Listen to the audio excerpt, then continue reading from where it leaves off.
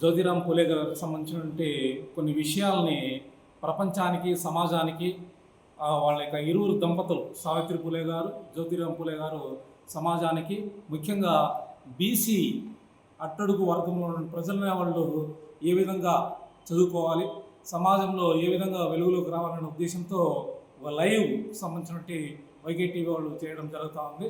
So వాళ్ళకి ధన్యవాదాలు. ఈరోజు జ్యోతిరామ్ పూలే గారు స్వాతంత్రానికి మునుపు ఇద్దరు విద్యారంగంలో అనేక రకాలైన సేవలు సమాజానికి అందించడం జరిగింది. స్వాతంత్ర సమరానికి ఏ విధంగా ప్రజలు అనేవాళ్ళు ముందుకు రావాలి, బ్రిటిష్ వారితో ఏ విధంగా ఎదుర్కోవాలి, స్వాతంత్రాన్ని మనం ఏ విధంగా ఐకమత్యంతో మనం సంపాదించుకోవాలనే విషయంతో అనేక రకాలైన చర్చలు అనేవి గూడెలలో, పల్లెల్లో, అడవి ప్రాంతాల్లో వీళ్ళిద్దరూ వెళ్ళి ప్రజల్ని విద్యావంతులను చేయడమే కాకుండా స్వాతంత్రం కోసము చైతన్యవంతం చేసినటువంటి మహాపుణ్య దంపతులు వీరు ఇరువురు అన్నమాట. సో ఈరోజు బీసీలకు సంబంధించి అనేక రకాలైన కులాలు అనేవి బీసీలో ఉన్నాయి. సో వాళ్ళందరూ ఐక్యమత్యంతో మనమందరం కట్టుబడి సమాజాన్ని ముందుకు నడిపించాలి.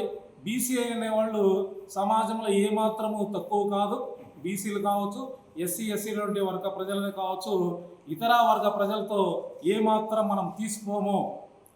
అనేక కులాల కన్నా బీసీ కులాలు స్వాతంత్ర సంగ్రామంలో అనేక రకాలంటే ఘట్టాలు అనేవి ఉన్నాయి.